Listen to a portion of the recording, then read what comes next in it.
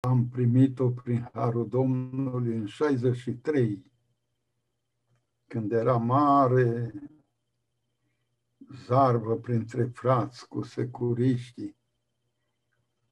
Într-o duminică vin doi frați, bine cunoscuți, dar erau trimiși de securitate și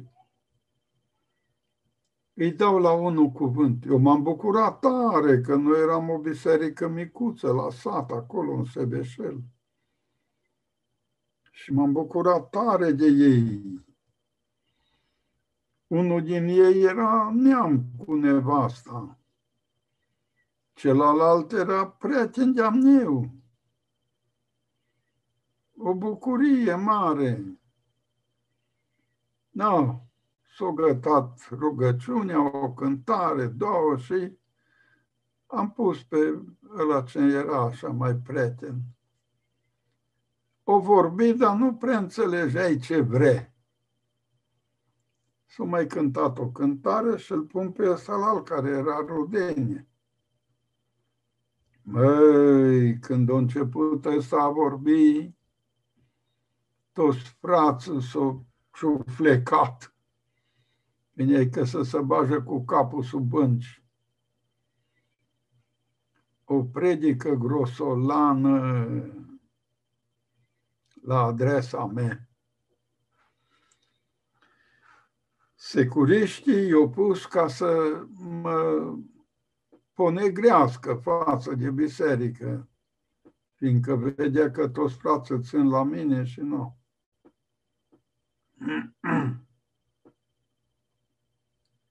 A vorbit foarte urât. Deodată, firea mea, ca la orice om, mi-a venit în gând, mă scol și îl trag jos de la amvon, dar eu l-am pus acolo. Adică la masă, că n-aveam amvon. Dar după aceea, deodată, un gând așa liniștii și păcii vine în inima mea. Lasă-l să vorbească, poate că Domnul l-a pus să zică. Cine știe dacă după asta nu se întoarce o binecuvântare. Și stând și ascultând, întind mâna și dau de o cărțulie așa mică, cam A6, ca hârtie, dimensiune. Că o coală întreagă, să zice coală ministerială sau coală A4. Jumătate din ea îi se zice A5 și jumătate din jumătate, adică a patra parte dintr-o coală A4, îi A6.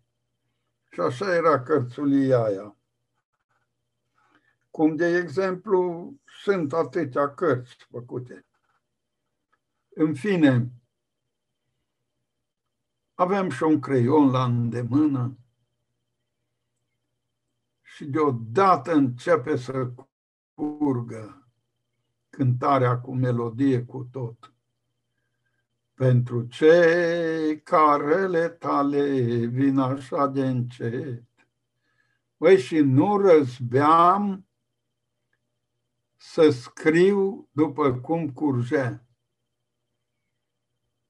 Și am scris-o toată. Când el a gătat predica lui, am gătat și o cântare. M-am sculat între frați și am zis, auzi, până o predica frații ăștia, Domnul mi-a dat mie o cântare, vreți să o ascultați? Toți au zis, da. Ei stăteau așa cu capul plecat.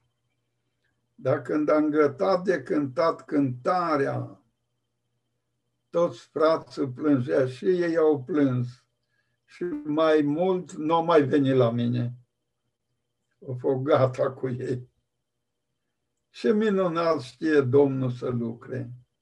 Acum, dacă mă lăsa după firea mea pământească, făceam o hărțuială, deranjam adunarea.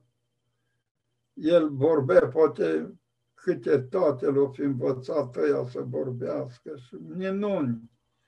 Ce urăciune era în adunare. Da, dacă am tăcut, Domnul m-a răsplătit cu cântarea asta.